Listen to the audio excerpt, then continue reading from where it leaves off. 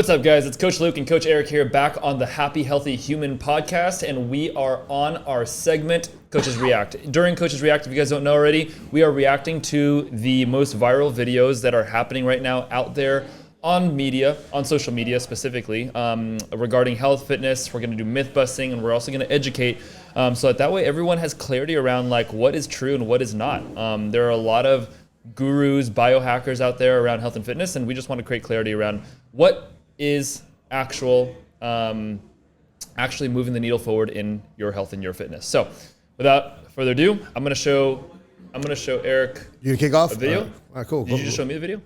I don't know. You go for it, bro. All right, cool.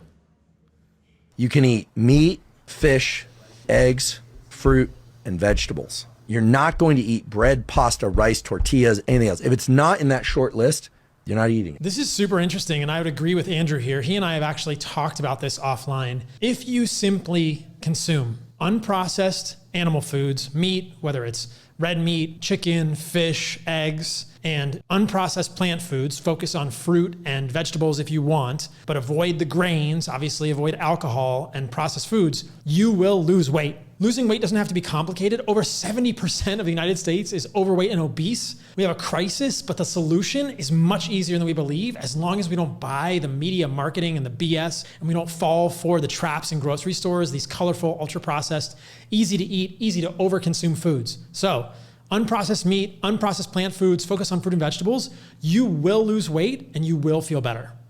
Facts. I mean, 100%. Agree. Dude, when he talked about the tortillas, I was like, sad. Womp womp. I actually made a sad face during that part. Yeah, I agree. Obviously, I would say if you go with like a 90-10 or 80-20 rule, you're probably pretty good for general health. Like, 80%, 80-90% of the time you're eating unprocessed, real food, meats, vegetables, nuts and seeds, low starch, no sugar. You're gonna be in a good spot for health. Yeah. So I agree. It's interesting because he made the statement that this is the way to lose weight, not to get healthy. Okay. And so I think that there's a bigger difference between losing weight and getting healthy. I see. Okay, so to lose weight, is it true all the time? It's true most of the time. So I would say is okay. Yeah. So I would say who is it not true for? It's probably not. Well, first of all, it's true for everybody. I think it's true for everybody. To lose weight, everybody can lose weight doing this.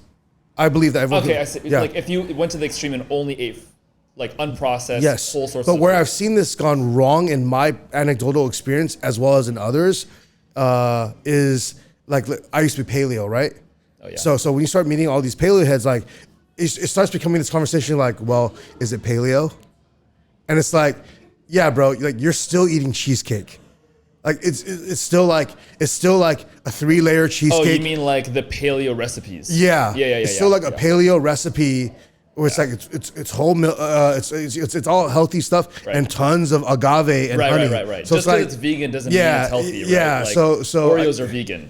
If you eat a ton of Oreos, then you're probably not gonna be very healthy. Oh dang, dude, that's cool. You You gotta bleep him on that. He didn't even say it, but you gotta bleep him on that. Yeah. So yeah. But I think at the highest level of like. Of biohacking and like weight loss hacking, I do think that like you can tweak macronutrients and total caloric intake to get people to lose weight to where they want to go, but I would say that it really depends on what the goal is. If it's for health, I'm gonna push you towards what Dr. Hubie here is saying. Yep. If it's or the guy that was with Dr. Huberman was saying, if it's for performance, there's some other ways to approach, but I'm going to overall just agree that I think for 90% of us, that's the way to go. Yep. So agreed. Yep. Agreed. Optimal for health, maybe not optimal for weight loss, but for the general public, for sure more optimal for weight loss and health. Yep. All right, let's see. Going to the gym doesn't have to get overcomplicated. I remember one buddy, he started a couple years ago, he's down 100 pounds. He would tell me like, how do I start? I don't even know where to start. It's too intimidating to walk into this huge warehouse gym and know what the fuck to do. And I was like, all right, come over to my house. I'll put you through a workout. The first workout was like 12 minutes. And it was just an EMOM, like every minute on the minute. We had 4 stations. And I remember we finished and he was like, all right, what's next? I'm like, no, you're done. Go home. Like, that's it. Don't change your diet. Don't go out and spend $1,000 on supplements. Little changes. I was like, we're going to do a 12-minute workout every day for a week. And then next week, we're going to make it 16 minutes and then 20 minutes. Keep doing it until it becomes normal, and then do a little bit more. Once you are doing decent workouts and getting a full night's sleep, then we can look at changing your diet a little bit. And once that's dialed in, then we can look at supplements. I think so many people, it's like as soon as they start working out, they're like, I need the best supplements possible. And it's like, dude, that should be the least of your concerns right now. You have so many other bases to cover. I love it. I love it. So the main message with Matt here, you know, turn off your phone. Yeah. The main message that Matt is trying to say here is that when you go slow, you do things that are more sustainable. And when you do things that are more sustainable, you see success. Like it's that simple. It's like if you go slow enough, then you can actually do things sustainably. And when you do things for long enough sustainably, it's like that is the recipe for literally making change. So I love that message, and I love that he actually yielded his friend from doing more, because I think like as a friend, when you see someone wanting to do more in the moment, it's really easy to kind of just be like, go for it, right? Yeah, like let's do it. Let's hammer it in. Let's get a great training session in. But the reality is that like if you do that, he's probably not going to be like, he's probably not going to feel good enough to come in the next day, you know? So I think preserving your ability to show up the next day is just as important as your effort that you put in that same day. Yeah, I 100% agree. I think early on as coaches, you know, when you first came out, I was guilty of like honestly coaching you the wrong way. Even when you first came in, you told me you wanted to make regionals. Just like over, you want to compete, and like you're like, can I do more? And I looked at you and I'm like, okay.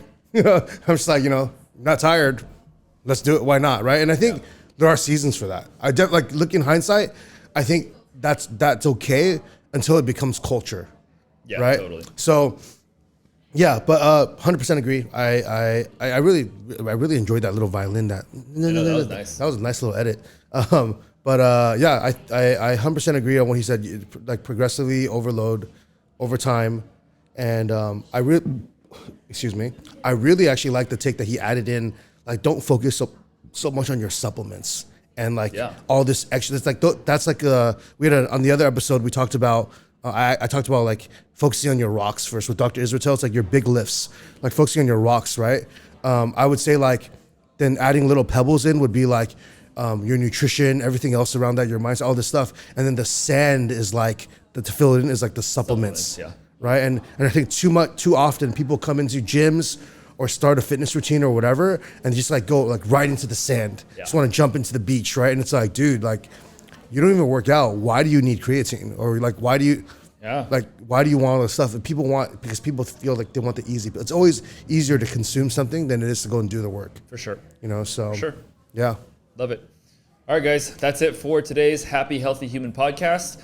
Please send us videos if you would like us to review them, educate you guys on them, and give you guys more clarity. We want to help you guys, and we want to be more helpful to our community in the San Gabriel Valley. We'll see you guys next time. Peace. Stay happy, stay healthy.